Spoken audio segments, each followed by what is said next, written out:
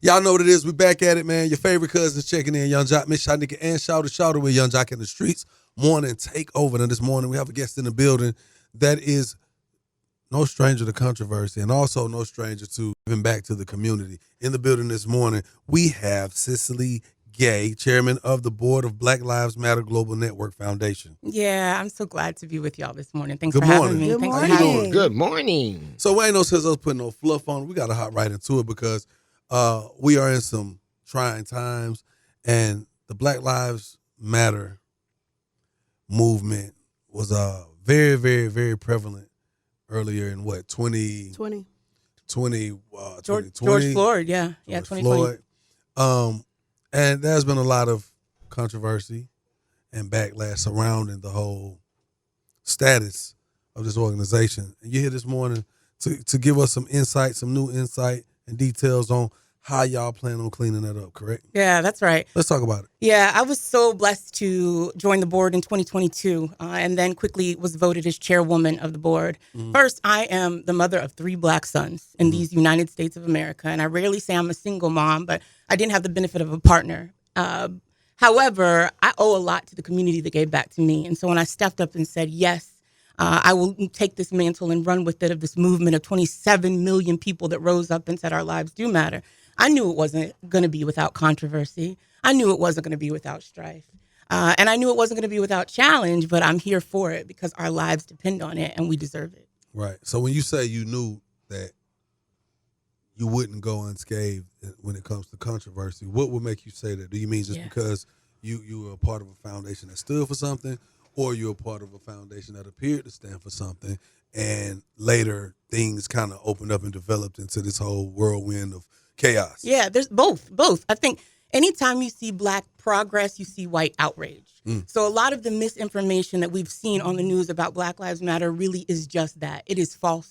It is not true. They're attacking DEI. They're attacking woke. They're attacking critical race theory. That's because we're making gains in those areas, right? So anytime you see us start to move, that's when there's white outrage and people are upset about it. So we're under the microscope from the very beginning. Right. But the reality is I am a nonprofit professional. I've worked in nonprofits for 25 years. This is my 4th nonprofit board. Nonprofits are businesses, and they need to be run like businesses. Right. So when you have a groundswell of a movement, Black Lives Matter actually started after the acquittal of the murderer of Trayvon Martin in 2013. Right. There were folks who were just activating and on the ground, not thinking about money, just doing the work. Right. They did not even copyright the name, right? So if we literally want to get together right now and start a Black Lives Matter chapter under the name Black Lives Matter, we could do it. And so it's really important, as I'm talking to the folks here and you all, that everybody knows when you hear the Black Lives Matter did something or said something, you literally are going to blacklivesmatter.com. You're going to BLK Lives Matter on Instagram. And it's the legitimate organization that's of the people that holds the majority of the assets. We are the largest abolitionist philanthropic organization built on the backs of Black people by Black people to ever exist. And so we recognize that folks didn't necessarily do it in such a way that was intended to build a nonprofit. When I came on the board in 2022, the first thing we did was file our taxes. $90 million came in 2020, but we did not file our taxes until this new board came on. And so, yes, criticism was there. And in many ways, it was warranted because you had a group of movement leaders who were going with the groundswell of the people, right? And not necessarily even thinking about building up an organization. So in the last 2 years, we've had to take a step back. We had to get this right.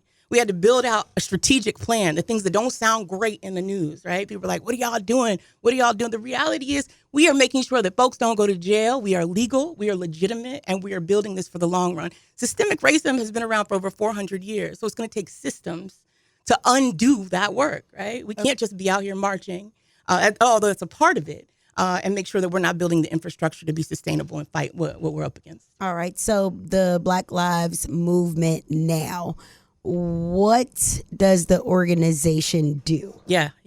So we just came up with a rebrand strategy. And so if you go to blacklivesmatter.com, you'll see we have a new website, we have a new logo, and we have a new mission statement in terms of how we are impacting Black lives.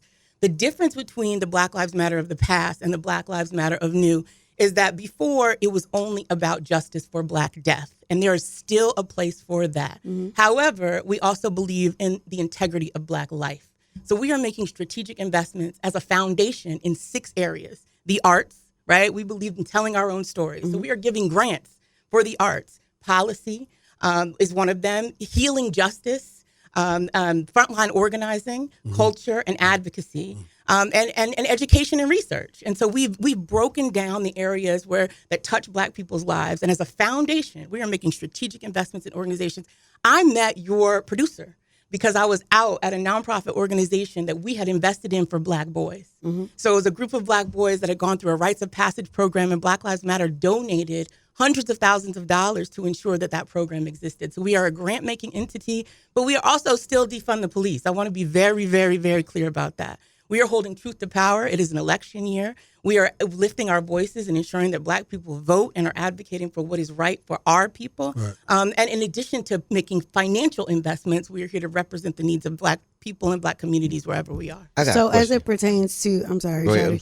As it pertains to defund the police, can you explain what that means as an organization? Yeah, it does. When I say we are an abolitionist organization at heart, we mean just that, right? So when you think about abolition, you think about Frederick Douglass. But abolition literally means to end or to snuff out. And we do believe that any system, which is the system of policing in this country, that exists, that started through slave patrols, if you study the history of policing in this country, modern day policing, for the degradation of Black people is one that needs to be abolished or ended.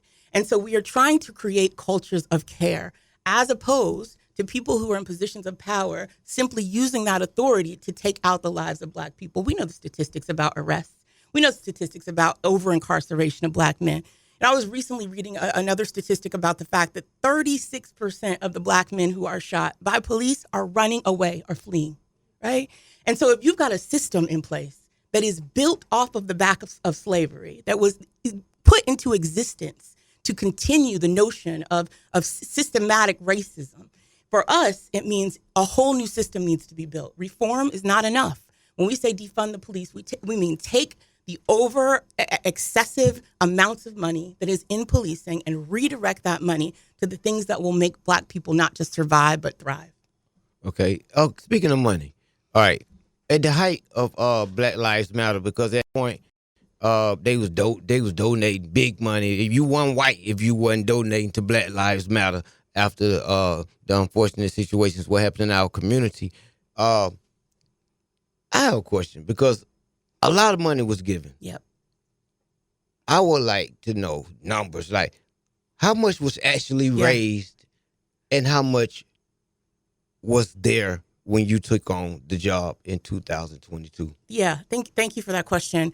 I want to say that one of the other things that we've done on the website is create what we call a transparency center. Right. So with this new wave of leadership, this new board, we are committed to usher in a wave of transparency. This is not my money. Right. This is the people's money. So I have a responsibility as a board member to steward it. On the Transparency Center, we have what is called 990s. So if you run a nonprofit organization, no, you don't have to pay taxes, but you do have to file taxes. And every year you report to the IRS where the money goes. We have a list of our 990s for the last 2 years, itemizing where the money went. At first, out of the $90 million that came through, and that's the amount that came in, $35 million of it went right back to the community. We put part of that in Black Lives Matter chapters, those unaffiliated chapters, right? Because the name wasn't copyrighted, but those people were still on the ground doing great work. We put a lot of money in organizations that were not called Black Lives Matter. We donated to organizations, grassroots organizations, just like the one I mentioned, Kings Rising, for young Black boys. So out of the 90 million that came in, 35 right out the door, right? Another 27% of it, fortunately, the leadership that came before me was wise enough to know to put that in an investment account until we figured out the infrastructure of the organization. When I came on board, there was $42 million left, and our last 990 indicated that we still have 30 in the bank. So at this point now, we have $30 million, and we have the asset. I'm going to be completely candid while I'm here with you, of a facility, a $6 million facility called the Creators House in Los Angeles. There's all this rigmarole about all these mansions that were purchased. We own one building. It's got 21 parking spaces, a recording studio, and is both public-private use. It is not a house that somebody lives in. So we also have that as an asset because we believe to own land and property is a revolutionary act for Black people. And we've allowed creators to use that space and to continue to use that space to build Black wealth, not just through the financial aspect, but through the content creation and as a place to come together and heal and build. Cool. Now, if you're just tuning in with Young Jock in the Streets Morning Takeover live in the studio, we have Miss Cicley Gay of the Black Lives Matter movement. Now, I want to ask you a question because I'm going to take my hat off to you for even stepping into a position that has been ridiculed and criticized so much just because of, the transparency of what came out after a few years of like, hey, because I was out here on the streets with a lot of different organizations, and one of those complaints was, every time something took place in our communities and people stepped on the scene, you always heard Black Lives Matter, Black Lives Matter. But a lot of these organizations was just like they weren't receiving any help and any of that stuff like that. So you've already said that, so I don't want to have to just reiterate. I just want to let you know that these are the kind of conversations that was being had. Now, what type of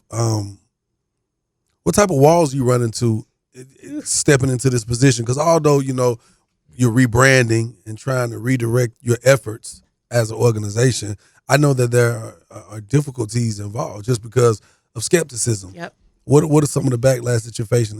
Some of the. I know you're gonna make me emotional up here early just for acknowledging the fact that I stepped in it.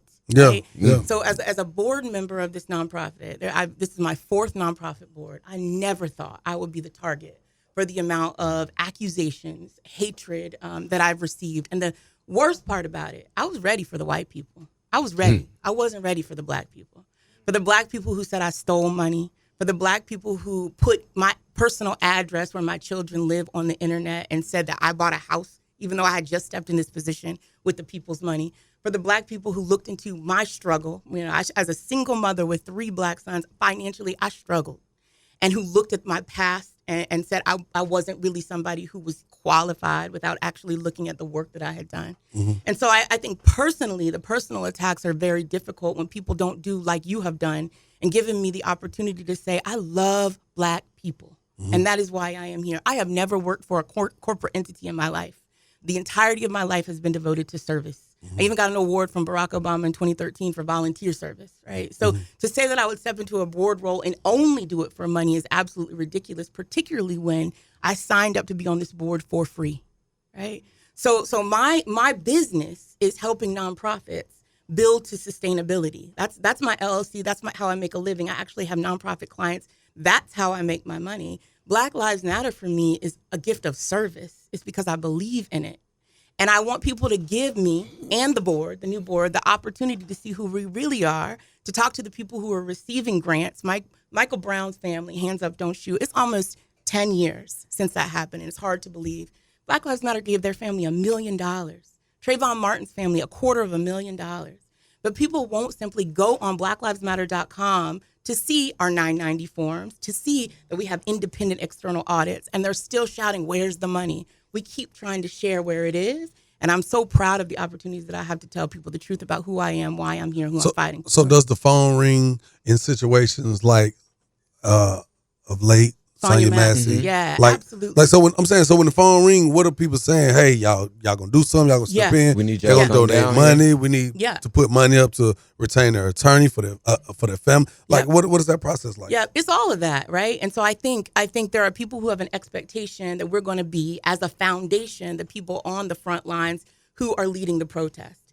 I respect grassroots organizers. I want to say that first and foremost. There are Black Lives Matter chapters who are on the front lines who are doing that work. I did not personally go to the rally for Sonya Massey, but I sure did donate, and I was one of the first people who did. So I recognize that it takes us all. There are some people who have different gifts. You are reaching more people than I would ever reach through your platform if I went out and participated in a march. So I think the challenge comes when people criticize the ways in which Black people are lifting their voices and exercising their power, as opposed to us all realizing that we've got to come together to be stronger. Not all walls take fists to be knocked down. Right. Some of them take money, some of them take time, some take strategy, right? So it's very important to us that we admire and support the people who are doing the work, the grassroots work on the ground, and we do that through our grant making. The majority of that $35 million that I mentioned that went right out the door went to grassroots chapters. but also that we are speaking truth to power through advocacy, right? That we are investing in preventative measures. We are investing in Black boys. We are changing the system of policing in this country, right? By doing things like advocating against qualified immunity, where police can do whatever they want. Right after Sonia Massey, we know, the candidates that are running in Black Lives Matter is nonpartisan. So I've got to say that as an organization, I can't endorse a particular candidate, but I will say that we know that Donald J. Trump is an imminent threat to Black people. However, we're going to hold all our politicians accountable. We're going to make sure we just came out and got a lot of scrutiny from the DNC because the process by which we believe Kamala Harris was appointed or anointed did not follow a procedure that allowed the people to have a say. It was a delegate-based procedure, right? Exactly. So if you look at our page right now, if you look at our social media right now, the first thing that we did was put out a statement and say the people deserve a voice. The people deserve a vote. However, I am a Black woman. And I'm going to stand 10 toes down, one band, one sound for people who are for Black people's policies, particularly after she's either the nominee formally or in office, right? So long story short, to answer your question, I think it's just important that we elevate our voices. We know our gifts. We know our strengths from exactly where we are. And we get all kinds of calls. And it's our job as the largest Black Lives Matter entity to be responsive to those calls, but not force ourselves to be in every place at every time, but to honor and respect the people who are the best at it and empower them to continue to do the work that they do.